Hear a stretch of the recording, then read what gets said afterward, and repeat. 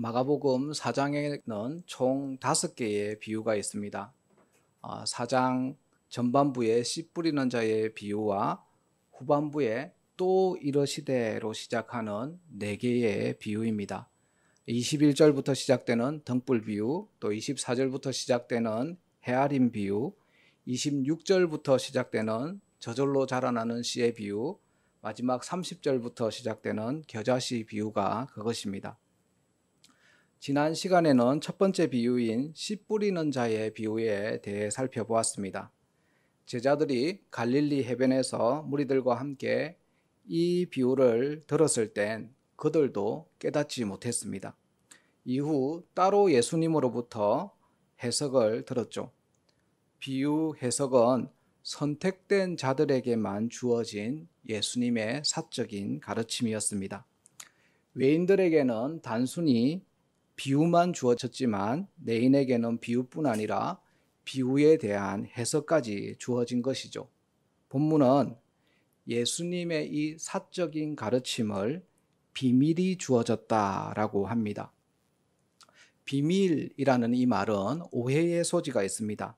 이단 신천지는 씨 뿌리는 자의 비유를 오해해서 자신들만 복음의 비밀을 가졌다라고 주장합니다. 비유의 목적을 숨기는 것이라고 생각합니다.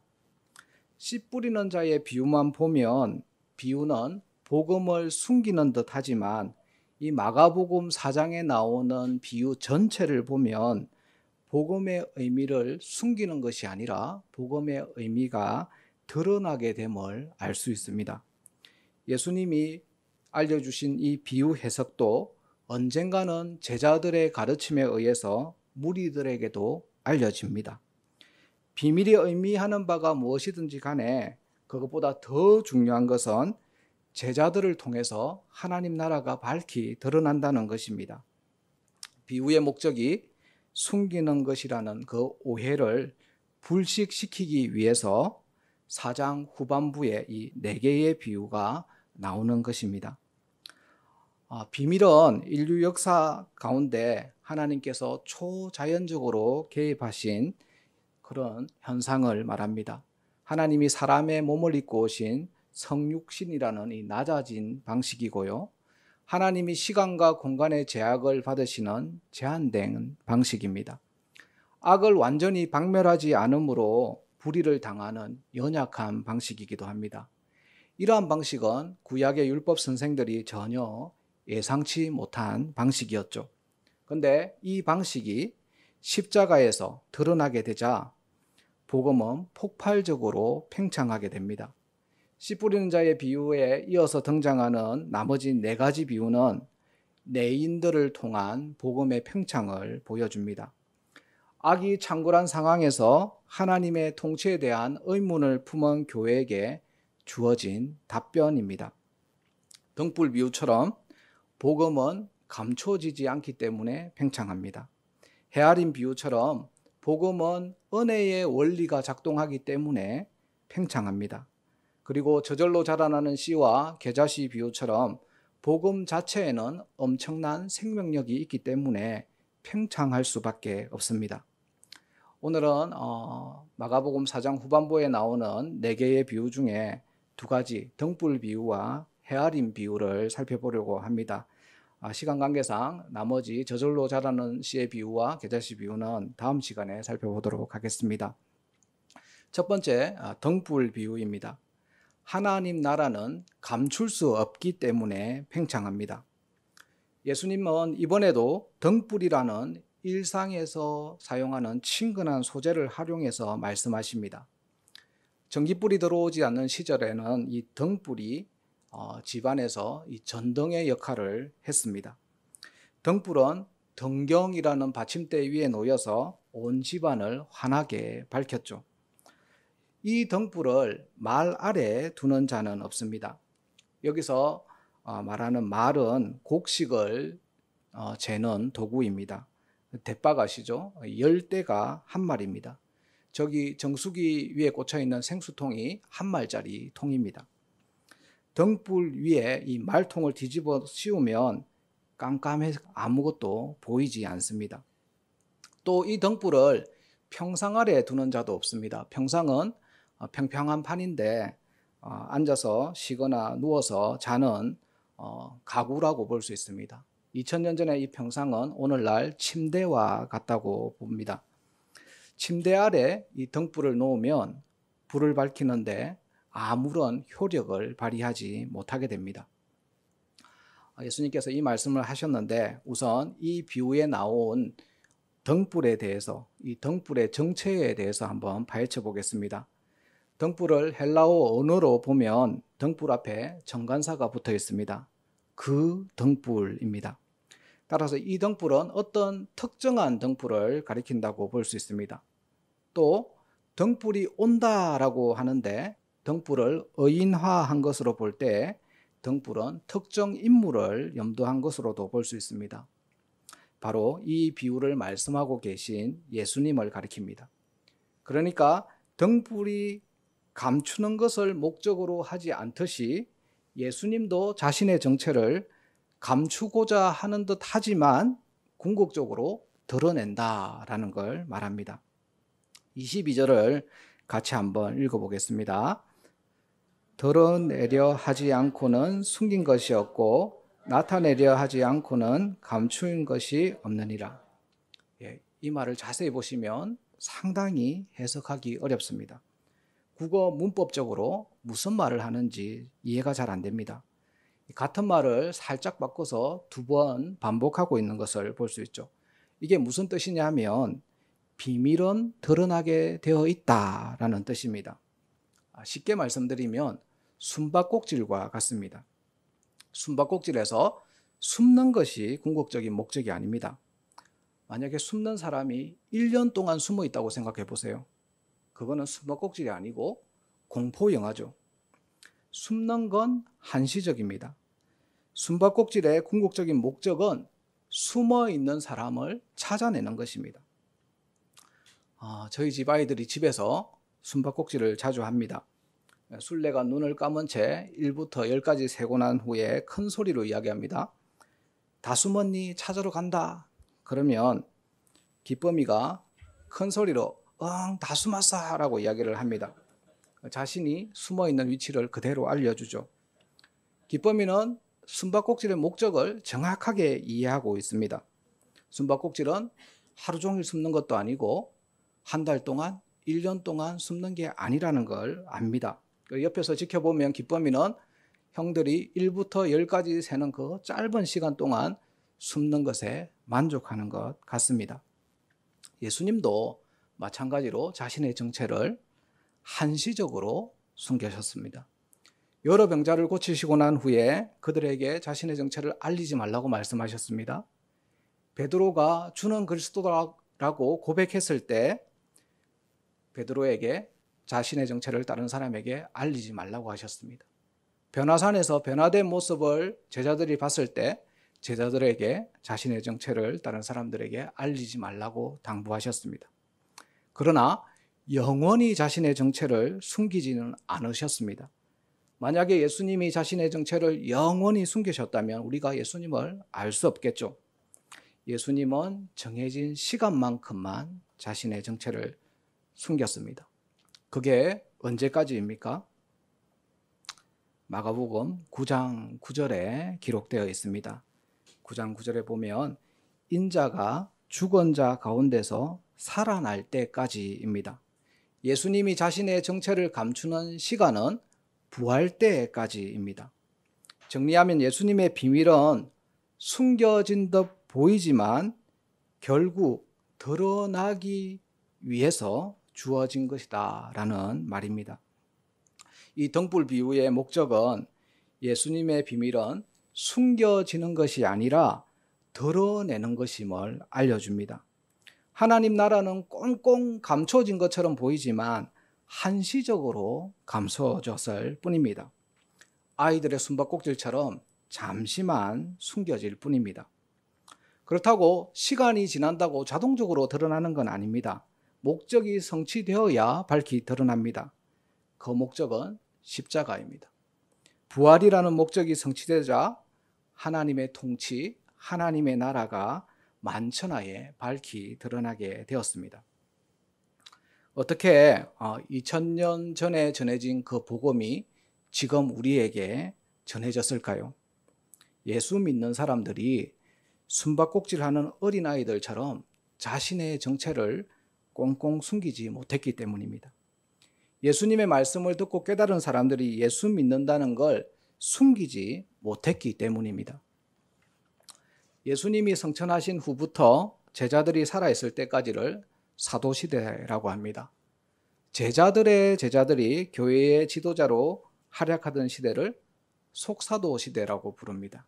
이 속사도 시대의 지도자들을 교부라고 부르죠. 대표적인 교부는 사도 바울의 제자였던 클레멘트가 있고요. 또 베드로의 제자였던 이그나티우스가 있고요. 사도 요한의 제자였던 폴리캅이 있습니다. 그 외에도 여러 교부들이 있습니다. 서머나 교회의 교부, 감독 폴리캅 이야기를 하려고 합니다. 로마 제국은 명확한 이유 없이 몇 명의 기독교인을 처형하기로 결정했습니다. 당시 교회의 지도자였던 폴리캅이 처형 대상의 지목이 되었습니다. 86세 된 노인 폴리캅을 처형하는 것에 관심을 두기보다는 그가 신앙을 부인하도록 할 계획이었습니다. 그가 변절하면 수많은 그리스도인들을 해유할 수 있을 거라 생각한 것이죠. 처형날이 왔습니다. 재판장이 이렇게 말합니다. 폴리캅, 가이사 황제를 주님이라 부르시오. 당신이 그리스도를 저주한다면 석방하겠소. 그때 폴리캅이 이런 말을 남기고 화형을 당했습니다. 나는 평생 그분의 종이었고 그분은 나에게 한 번도 서운하게 해준 적이 없어. 그런데 내가 어떻게 나의 왕이요 나의 구주이신 그분을 욕할 수 있겠소? 나는 그리스도인이요. 폴리캅은 등불을 가진 자였습니다. 등불 대신 예수님을 가진 자였습니다. 그래서 자신이 가진 그 등불을 숨기지 못했죠. 그의 죽음으로 복음은 폭발적으로 팽창하게 되었습니다. 한국교회도 수많은 순교자의 피와 땀 위에 세워졌습니다. 천주교 역사까지 하면 200여 년 동안 수많은 사람들이 예수 믿는다는 이유로 피를 흘렸습니다. 시내 박해 때 예수 믿는다는 것을 숨기지 못해서 2명이 처형당했습니다. 신유 박해 때 100명이 처형당했고요. 기해 박해 때 110명이 처형당했습니다. 병인 박해 때 자그마치 2만 명이 순교당했습니다. 일제강점기 때는 신사참배로 2천여 명이 투옥되었고 200여 교회가 폐쇄되었고 50여 명이 순교했습니다. 일사각오로 잘 알려진 주기철 목사는 신사참배를 거부하다가 순교했습니다. 일본 순사가 설교를 계속하면 체포하겠다라고 협박을 했죠. 그때 그는 설교는 내가 할 일이고 체포는 당신이 할 일이다 라는 명언을 남겼습니다. 그렇게 투옥되어서 온갖 고문으로 육체가 부서져서 47살에 생을 마감했습니다. 교회 여러분, 수많은 순교자들이 왜 죽었을까요? 예수님을 믿고 난 후에 그리스도인이다라는 자신의 정체성을 숨기지 못했기 때문입니다. 복음은 등경 위의 등불처럼 감추지 못하고 드러나기 때문에 팽창할 수밖에 없습니다. 이것이 등불 비유가 지금 우리에게 하고 있는 말씀입니다. 우리의 모습을 한번 점검해 보면 좋겠습니다. 교회 여러분, 여러분은 등불 대신 예수님, 그 등불을 간직하고 있습니까? 예수님의 빛을 드러내고 사신다고 자부할 수 있습니까? 예수라는 등불은 감춰지지 않습니다. 반대로 말하면 예수라는 빛이 안 나타난다면 우리 속에 예수가 없는 게 아닐까요? 지금까지는 우리는 등불 비유를 살펴봤습니다. 예수님의 비밀이 숨겨진 것은 한시적이었습니다. 십자가와 부활 이후 마침내 드러내셨고 계속 드러나고 있습니다. 주님 다시 오실 때까지 드러나야 합니다. 비유의 의미가 12제자에게 전달되었고 속사도에게 전달되었고 그렇게 전달되고 전달되어서 2000년 후를 살아가는 우리들에게도 전달되었습니다. 우리도 등불을 가지고 있습니다. 이 등불을 말이나 평상 아래 두지 마시고 등경 위에 두어서 복음의 빛을 밝히는 그리스도인들이 되시기를 바랍니다. 이어서 두 번째 청량 비유입니다. 하나님 나라는 은혜의 원리가 작동하기 때문에 팽창합니다. 이번에는 대박이라는 친근한 소재를 활용해서 말씀하십니다. 24절에 보면 헤아림이라는 이 단어는 청량을 말합니다. 세번역 성경은 이 헤아림이라는 단어를 대질로 번역했습니다. 그러니까 이 청량 도구는 대박이 될 수도 있고 줄자가 될 수도 있습니다. 그게 뭔지는 이 비유에서 별로 중요하지 않습니다. 밑줄 친 이 부분을 이렇게 번역할 수 있습니다. 이 헤아림이라는 단어를 청량 또는 평가로 바꿀 수 있습니다. 너희가 청량하는 정도로 청량되어짐이 너희에게 있을 것이며 더 받으리라. 너희가 평가하는 정도로 평가되어짐이 너희에게 있을 것이며 더 받으리라. 뭘로 청량할까요? 뭘로 평가할까요? 24절 전반부에 있죠. 너희가 무엇을 듣는가 스스로 삼가라고 했죠. 듣는 것이죠. 말씀을 들었습니다. 그러니까 말씀으로 청량합니다. 말씀으로 평가합니다. 말씀으로 평가한다는 걸 오해하시는 분들이 있을 수 있어서 말씀드립니다. 이 말씀은 설교를 듣고 설교를 평가하고 비난하라는 말이 아닙니다. 구약 성경에 청량이라는 단어가 제일 많이 등장하는 성경이 에스겔서입니다. 에스겔서 40장, 41장, 42장에 보면 천상의 존재가 에스겔을 데리고 가서 청량 도구를 가지고 성전 곳곳을 잽니다. 담의 두께와 높이를 재고요. 바깥 뜰과 현관과 기둥과 문과 각 방들을 잽니다. 이 환상에서 청량한다는 것이 어떤 의미일까요? 청량을 통해서 성전의 완전함을 확인시켜 준 겁니다. 청량을 통해서 하나님의 거룩함을 체험케 한 것입니다. 왜냐하면 이 천상의 성전을 답사한 후 완전하지 못한 나의 모습을 부끄러워하는 그걸 유도한 것입니다. 그러니까 청량은 거룩하게 살아가는 방법을 알려주는 것입니다.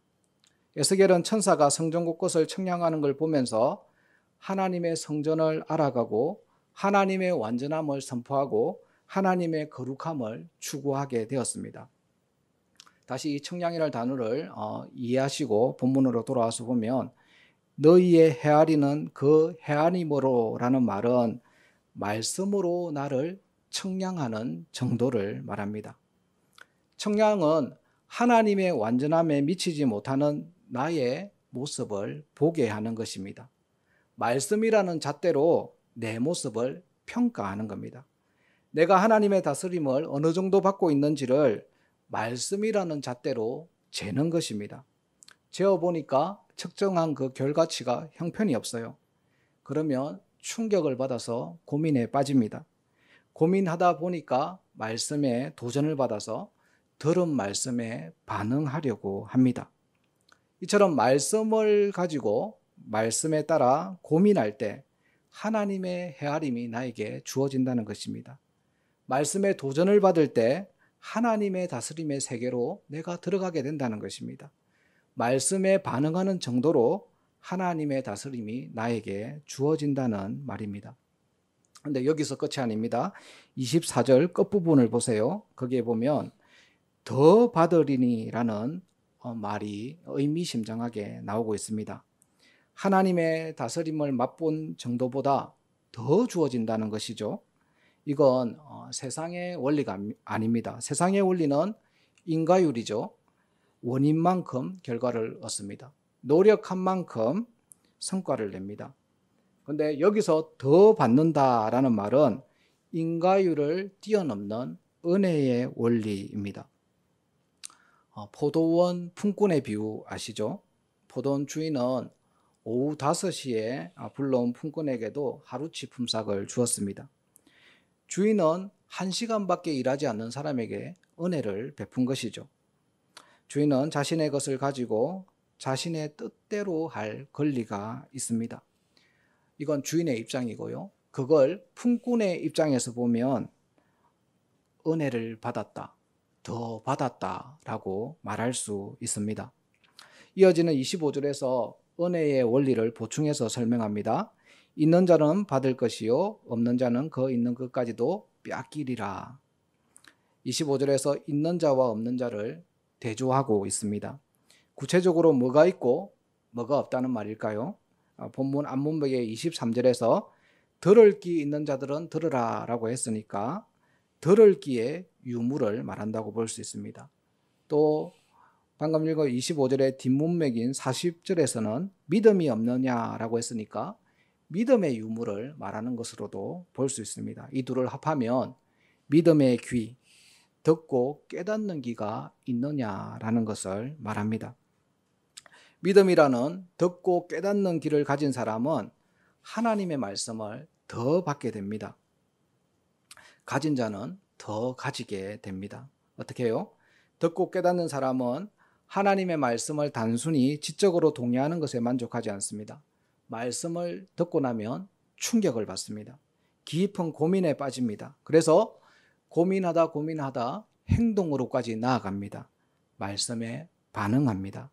결과적으로 믿음의 귀를 가진 사람은 성령 충만한 사람이 될 수밖에 없습니다. 교회 여러분, 설교 말씀을 듣고 깨닫는 사람은 24절에 나오는 것처럼 헤아림을 하는 사람입니다. 평가를 합니다. 설교가 어떻니 저떻니 설교를 평가하는 것이 아니라고 했습니다. 말씀이라는 그 설교 말씀이라는 측정 도구로 나의 모습을 재어보는 겁니다. 나를 평가하는 겁니다. 내 상태를 따져보는 겁니다. 하나님이라는 그 완벽한 성전에다가 나를 한번 이렇게 대조해 보는 겁니다. 그래서 하나님이라는 그 완벽한 성전과 대조해서 삐뚤어진 부분을 청량하는 것이죠. 그런 다음에 그 삐뚤어진 부분, 잘못된 부분을 허물고 다시 짓는 겁니다. 이렇게 하면 더 받게 된다라고 말씀합니다. 더 받게 된다라는 말을 다른 말로 은혜라고 하고 충만이라고도 부를 수 있습니다. 성경에 등장하는 최초의 순교자는 스데반입니다. 그는 사도들보다 나중에 예수님을 믿었지만 사도들보다 먼저 순교했습니다.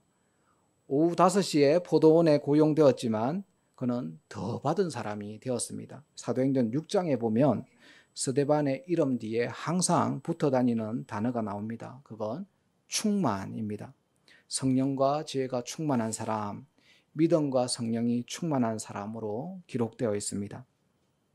스데반은 분노하는 이들과 똑같이 인간적으로 분노하지 않았습니다. 오히려 자신을 조롱하는 자들을 용서했습니다. 그를 위해서 중보했죠. 은혜를 더 받은 스데반, 성령 충만한 스데반의 중보기도의 열매로 사도 바울이 회심합니다. 결과적으로 스데반은 사도 바울을 낳았고 바울이 이방인의 사도가 되어서 복음이 폭발적으로 팽창하게 되었습니다. 오늘 두 가지 말씀을 정리해 보겠습니다. 복음은 등불처럼 감춰지지 않기 때문에 팽창합니다. 복음은 가진 자가 더 받는 은혜의 원리이기 때문에 팽창합니다. 교회 여러분, 복음을 가졌습니까? 그러면 복음을 감추지 마시고 드러내시기 바랍니다. 복음을 들었습니까? 그러면 들은 말씀으로 자신을 비춰보시기 바랍니다. 말씀에 반응하면 하나님의 헤아림을 더 받게 될 것입니다. 나아가 하나님의 다스림을 맛본 정도로 하나님의 다스림이 나에게 더 주어지게 될 것입니다. 197장입니다. 오늘 말씀을 기억하면서 함께 찬양하고 기도하는 시간을 가지겠습니다.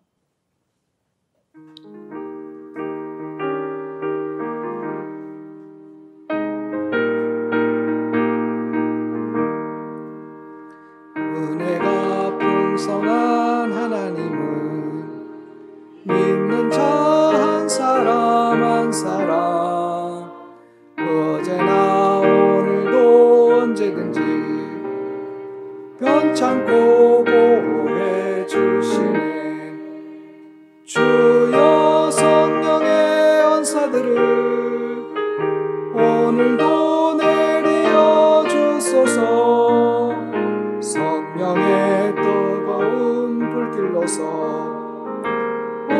오늘도 충만케 하소서.